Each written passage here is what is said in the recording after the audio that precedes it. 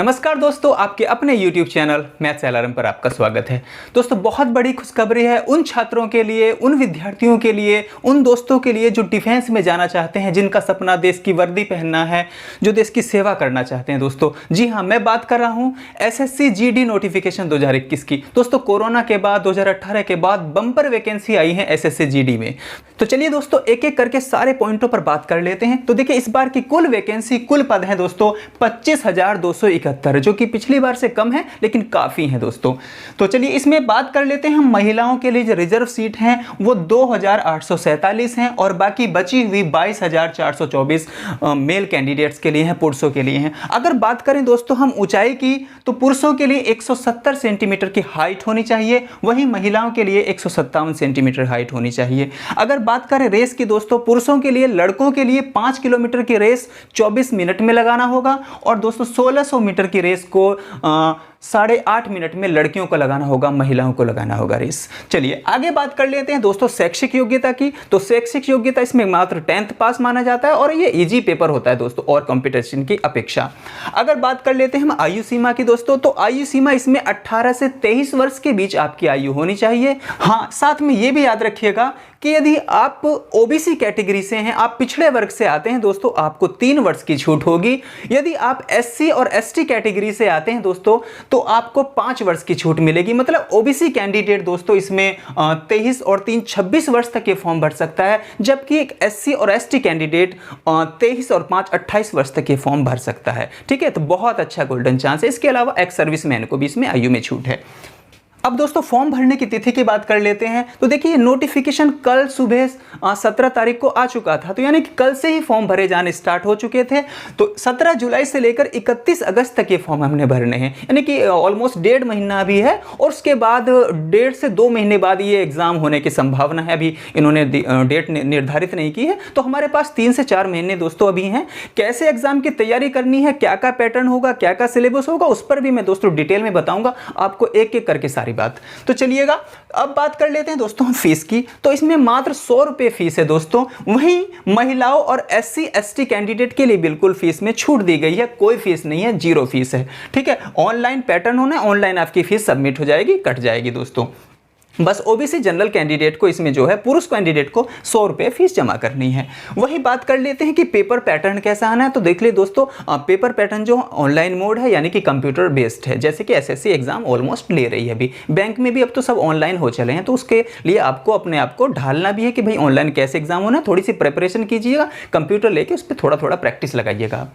अब बात कर लेते हैं प्रश्नों की संख्या के दोस्तों। प्रश्न जो है 100 प्रश्न आएंगे, 100 ही नंबर के होंगे, 100 नंबर के होंगे, 100 ही प्रश्न होंगे। 4 खंड होंगे दोस्तों। 25 नंबर का मैथमेटिक्स आएगा, 25 नंबर की तर्क शक्ति यानी कि रीजनिंग आएगी, तर्क शक्ति और इंटेलिजेंस होता है, रीजनिंग आएगी। और 25 नंबर का दोस्तों इसमें जीएस आएगा। 25 नंबर का हिंदी और इंग्लिश में से कोई एक विषय चुनना होगा ऑप्शनल, जिस पर आपकी बहुत ज़्यादा अच्छी क्षमता है, यानी कि जिस पे कैपेसिटी है आपकी, आप इंग्लिश देना चाहें या हिंदी देना चाहें, वो आपकी आप पर निर्भर करता है। तो देखिए 25-25 नंबर के चारों हमारे सेक्शन होंगे और 100 नंबर का कुल होने वाला है। बात करें दोस्तों समय की, तो 1.5 घंटे का एग्जाम है, 90 मिनट का एग्जाम है, समय काफी है। पेपर भी आसान होगा, बस आपकी प्रैक्टिस होनी चाहिए अलग अलग विषयों पर दोस्तों। कोई प्रॉब्लम किसी से होने वाली नहीं है। इसके बाद ये चूंकि जो एग्जाम है यही वैल्यू रखता है, इसी के नंबर जुड़ेंगे, फाइनल मेरिट इसी पर बनेगी। जो आपका फिजिकल होगा, जो आपकी रेस होगी, जो आपका मेडिकल होगा, वो खाली क्वालिफाइंग नेचर का होने वाला है। तो आप समझ सकते हैं कि टेस्ट हमारे लिए कितना ज्यादा इंपॉर्टेंस रखता है।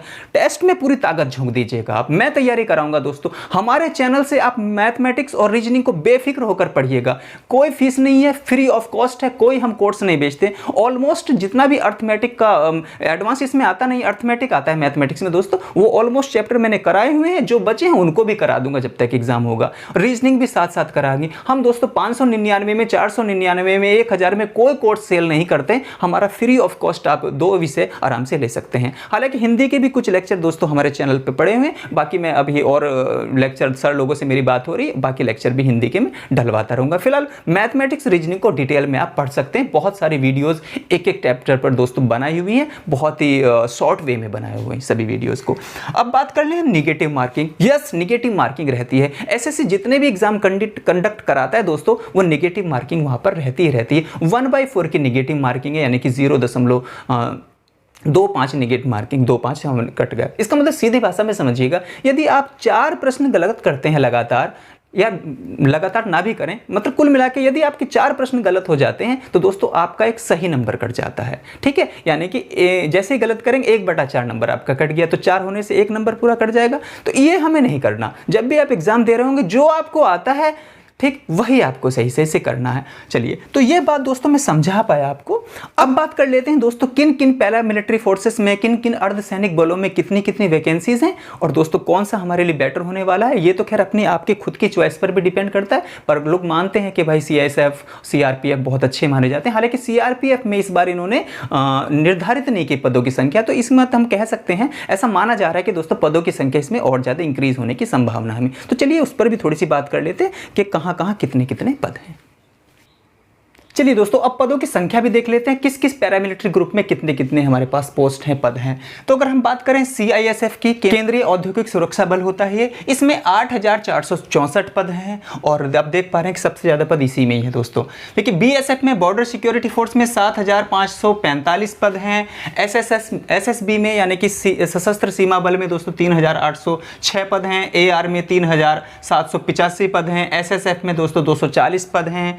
ITBP, Indian Tibet police, border पे दोस्तों जो पुलिस रहती है वहाँ पर 1431 पद हैं। और CRPF में दोस्तों हमारे पास अभी पद जो है डिक्लेयर नहीं है। तो आपकी जहाँ पर भी चॉइस हो दोस्तों उसको आप भर सकते हैं, सब में ठीक है। कुल मिलाकर हमें जॉब मिलनी चाहिए। ठीक है, अब बात कर लेते हैं NCC सर्टिफिकेट की। दोस्तों कुछ लोगों के पास, कुछ दोस्तों के पास NCC सर्टिफिकेट भी होगा, तो वहाँ से भी हमें उसका लाभ मिलेगा। यदि आपको C सर्टिफिकेट है NCC का आपके पास, तो आपको 5 नंबर का फायदा होने वाला है। B सर्टिफिकेट है दोस्तों, आपको 3 नंबर का फायदा होने वाला है। और A सर्टिफिकेट यदि NCC का है, आपको 2 नंबर आपके इस मिनी मार्क्स में, जो फाइनली मार्क्स बनेगी आपका, उसमें जुड़ जाएंगे। तो फायदा कहीं ना कहीं होने वाला है दोस्तों। जिनके पास नहीं है वो वैसे मेरिट में तो अच्छे नंबर लाएं, फाइनल मेरिट तक पहुंचे दोस्तों, बहुत अच्छा चांस है, गोल्डन चांस है, गोल्डन मौका है। तो मैं आपको फिर से बता देना चाहता हूं दोस्तों, मैथ रीजनिंग को फ्री ऑफ कॉस्ट हमारे चैनल से आप पढ़ सकते हैं, डिटेल में, बिल्कुल कोई प्रकार की कोई दिक्कत आपको आने वाले नहीं। 100% स्कोर करोगे दोस्तों आप। तो बस आप तैयारी में जुट जाइएगा। बीच बीच में दोस्तों वीडियो बनाकर मैं तैयारी का मानक क्या होना चाहिए, किस किस तरीके से हमें पढ़ना है, क्या क्या पढ़ना है, मैं बीच बीच में दोस्तों आपको बताता रहूंगा। बस आप अभी से तैयारी में लग जाइएगा। ऑलमोस्ट 3 से 4 महीने आपके पास अभी हैं, आप बहुत अच्छी तैयारी इस समय में कर सकते हैं। ठीक है दोस्तों, GS के लिए भी, बस आपको GS में विस्तार से बात नहीं कर पाया था, GS के लिए भी, GS में दोस्तों आप पॉलिटी को पढ़ लीजिएगा, कॉन्स्टिट्यूशन से सवाल आएगा, ज्योग्राफी से भी आएगा, हिस्ट्री के तीनों सेक्शन को थोड़ा थोड़ा आप पढ़ लीजिएगा, modern history, medieval history, ancient history को। और इसके अलावा दोस्तों साइंस भी इसमें आ रहा है, साइंस को भी पढ़ लीजिएगा। मैथमेटिक्स में केवल अर्थमेटिक आप पढ़ना, और ये भी नहीं कि बहुत बड़े हायर लेवल पे आप पढ़ रहे, सामान्य आने वाला है, बस आपको प्रैक्टिस बनानी है। आप कम से कम इतनी प्रैक्टिस कर लेना ऑनलाइन कि आप 100 क्वेश्चन को अटेम्प्ट कर पाएं। ठीक है दोस्तों, क्वेश्चन छूटे ना, क्वेश्चन छूटेगा नहीं, हम जानते हैं बहुत अच्छे से। मैं जिक्र करता हूं अपनी क्लास में दोस्तों, स्पीड प्लस एक्यूरेसी बराबर सक्सेस। आपके पास स्पीड भी हो और आपने इतना अच्छा पढ़ा हो कि एक्यूरेसी भी बहुत अच्छी आ रही, आपको सफल होने से कोई नहीं रोक सकता दोस्तों। तो चलिए मैं अगली क्लास में आपसे मिलता हूं दोस्तों, कुछ और नई जानकारी के साथ। तब तक आप तैयारी में जुट जाइएगा। Thank you for watching. नमस्कार।